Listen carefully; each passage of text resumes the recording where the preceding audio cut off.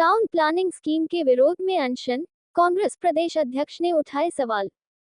सिलवासा, दादरा और नगर हवेली के सिलवासा में प्रस्तावित टाउन प्लानिंग स्कीम TPS 01 के विरोध में शुक्रवार को स्थानीय निवासियों ने शांतिपूर्ण धरना और एक दिवसीय अनशन किया। बाबीसा फलिया क्षेत्र के लोगों द्वारा आयोजित इस विरोध कार्यक्रम में बड़ी संख्या में नागरिक शामिल हुए। प्रदर्शनकारियों का कहना है कि यह योजना उनके जमीन, मकान और रोजगार पर सीधा असर डालेगी। उन्होंने आरोप लगाया कि पर्याप्त जानकारी और सहमति के बिना इस योजना को जल्दबाजी में लागू किया जा रहा है, जिससे लोगों में असंतोष बढ़ रहा है। इस दौरान कांग्रेस के प्रदेश अध्यक्ष भी मौके पर पहुंचे और स्थानीय लोगों से मुलाकात की।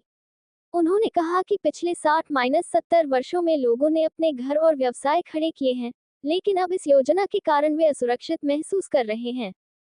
उन्होंने ये भी आरोप लगाया कि केवल 60 दिनों का समय देकर लोगों से आपत्तियां मांगी गईं, जिससे आम जनता को पूरी जानकारी नहीं मिल पाई। कांग्रेस नेता ने इस योजना को लैंड बैंक बनाने की योजना बताते हुए कहा कि इससे आम लोगों को नुकसान होगा, जबकि बड़े निवेशकों और बिल्डरों को फायदा मिलेगा। उन्होंने ये भी कहा कि जमीन कटौती के साथ लोगों से विकास शुल्क के नाम पर बड़ी रकम मांगी जा रही है, जो आम परिवारों के लिए मुश्किल है।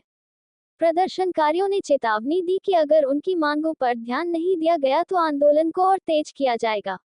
उन्होंने प्रशासन से अपील की है कि योजना लागू करने से पहले लोगों से चर्चा कर उनकी सहमति ली जाए।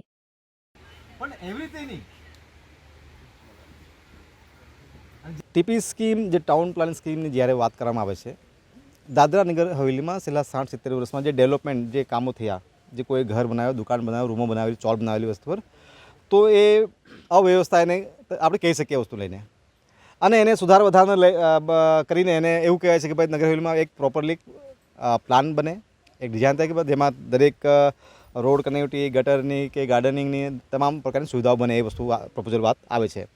પણ એવી કોઈ પણ દાદરા નગર હવેલીમાં એવી કોઈ પણ સ્કીમ આવે જ્યારે, તો એ સ્કીમને લઈને જે એના પ્રદેશનું જે વહીવટીતંત્રનું કે જે વિસ્તારમાં જે કંઈ સ્કીમ યોજનાઓ લાવી રહ્યા છે, તો અને જે ઇફેક્ટેડ પરિવારો થઈ રહ્યા છે એ વિસ્તારમાં એ લોકોને જાણકારી આપવી જોઈએ। ઇવન જે એવું વાત આવે કે હવે આ ઇસ્યુને લઈને વહીવટીતંત્રએ આનંદ ફાનંદમાં આવીને એ લોકોએ ટીપી સ્કીમ ઘોષિત કરી દીધી અને 60 દિવસ સમય આપી દીધો।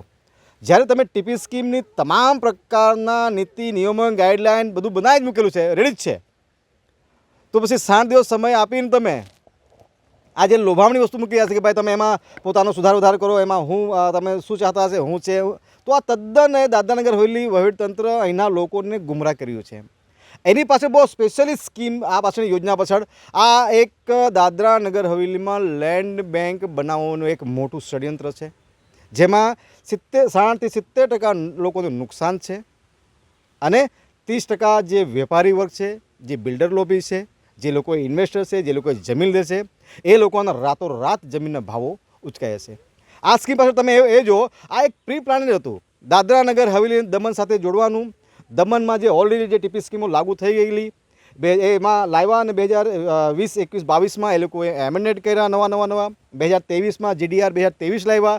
તમામ દાદરા નગર હવેલીના ઘરોને દુકાન, રૂમ, મંદિર, ચર્ચ, જે બધા જ વસ્તુઓ અવૈધ ઘોષિત કરી દીધા। હવે એની GDR લાવ્યા અને હવે 2025-26માં જ પાછું નવું એમેન્ડમેન્ટ લાવ્યું ને આ ટીપી સ્કીમ લાવ્યા।